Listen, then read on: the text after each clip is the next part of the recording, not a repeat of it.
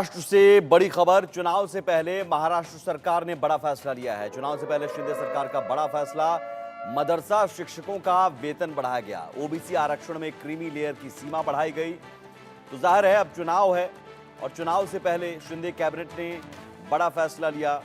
गुरुवार को जो सीएम एकनाथ शिंदे के नेतृत्व में कैबिनेट की बैठक हुई। इस बैठक में कुल 16 बड़े फैसले लिए गए, जिनमें महाराष्ट्र में मदरसों में पढ़ाने वाले शिक्षकों को अब ज्यादा वेतन देने के प्रस्ताव पर मुहर लगाई गई और मदरसों में शिक्षकों के वेतन में बढ़ोतरी की गई। इसके साथ ही अन्य पिछड़े वर्ग की क्रीमी लेयर की सीमा 8 लाख रुपए से बढ़ाकर 15 लाख रुपए करने का प्रस्ताव भी पारित किया गया। तो जल्द ही विधानसभा चुनाव के ऐलान होने हैं। चुनाव की तारीखों का ऐलान हो सकता है कभी भी। विधानसभा चुनाव से पहले शिंदे सरकार ने मुस्लिमों और अन्य पिछड़े वर्ग को लुभाने के लिए ये बड़ा दांव खेला है, बड़ा कार्ड खेला है। महाराष्ट्र सरकार ने 15 जातियों को अन्य पिछड़े वर्ग में शामिल करने के लिए केंद्र सरकार को सिफारिश भेजी थी। महाराष्ट्र में मराठा को ओबीसी में शामिल करने की मांग को लेकर मराठा नेता मनोज जरांगे लगातार आंदोलन कर रहे हैं। उन्होंने महाराष्ट्र सरकार के फैसले पर सवाल उठाया था कि मराठा समुदाय को क्यों नहीं ओबीसी में शामिल करने की सिफारिश की गई।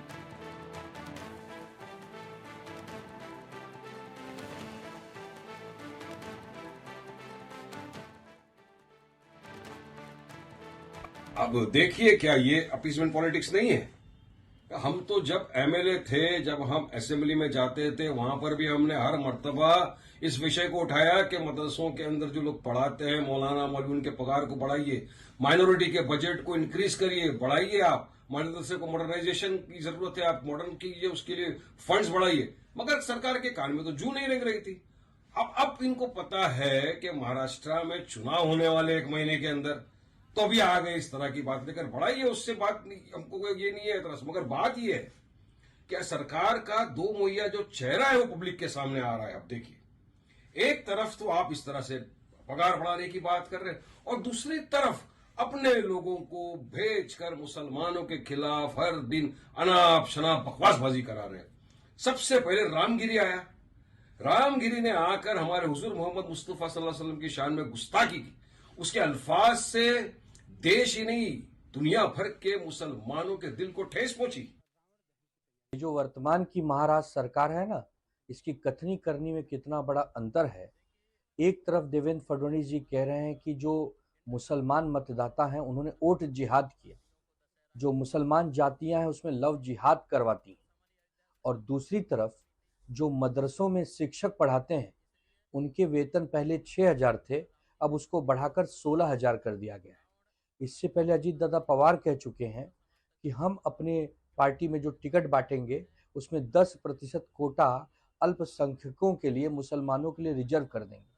मतलब ये जो वर्तमान की महायुति सरकार है, इसको मुसलमानों को खुश भी करना है, मुसलमान इन्हें वोट नहीं करते तो उनके लिए नफरत की बातें भी करनी है। ऐसा दोहरा चरित्र क्यों है? या तो साफ साफ कहो कि हमें अल्पसंख्यकों का वोट नहीं चाहिए, हम उनके लिए कोई काम नहीं करेंगे। दूसरी तरफ उनको टिकट भी देना है, उनके वेतन को भी 6,000 से बढ़ाकर 16,000 करना है, और उनको गालियां भी बकनी है, उनको अपशब्द भी कहना है, उनको वोट जिहादी भी कहना है। तो ये कैसा, मतलब हाथी के दांत दिखाने के कुछ और खाने के कुछ और। महाराष्ट्र सरकार की तरफ से एक बड़ा फैसला लिया गया है चुनाव को मद्देनजर देखते हुए। जिस तरीके से जो नॉन क्रीमी लेयर की जो सीमा है वो अब बढ़ाई गई है, और उसी के साथ साथ जो है जो मदरसे के जो शिक्षक है उनका जो वेतन है वो बढ़ाया गया है। हमारे साथ चरण सिंह सप्रा कांग्रेस के नेता है। सर, आप इसे, ये डिसीजन को आप कैसे देखते हैं, क्योंकि जिस तरीके से महाराष्ट्र सरकार ने कैबिनेट में मंजूरी दी है इसे? देखिए, मैं समझता हूं कि पिछले 18-19 दिनों में सरकार ने 574 के करीब निर्णय लिए हैं और ये चुनाव को देखते हुए ये निर्णय लेते जा रहे हैं। यानी चुनावी रेवड़ियां बांटने का ये कार्यक्रम है, ये चुनावी लॉलीपॉप है, इससे अधिक कुछ नहीं है। और दूसरी तरफ क्या हो रहा है कि जो फाइनेंस डिपार्टमेंट के अधिकारी हैं या फिर फाइनेंस मिनिस्टर अजीत पवार खुद कह रहे हैं कि शासन के पास में फंड नहीं है, पैसा नहीं है, ये सारी योजनाओं को लागू कैसे करना है।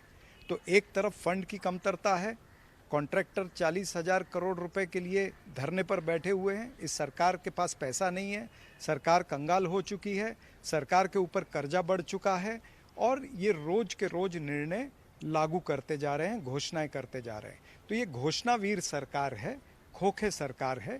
ये मात्र कॉन्ट्रैक्टरों से खोखे बटोरने के लिए और वोट बटोरने के लिए, वोट की खेती करने के लिए इस तरह के निर्णय ले रहे हैं।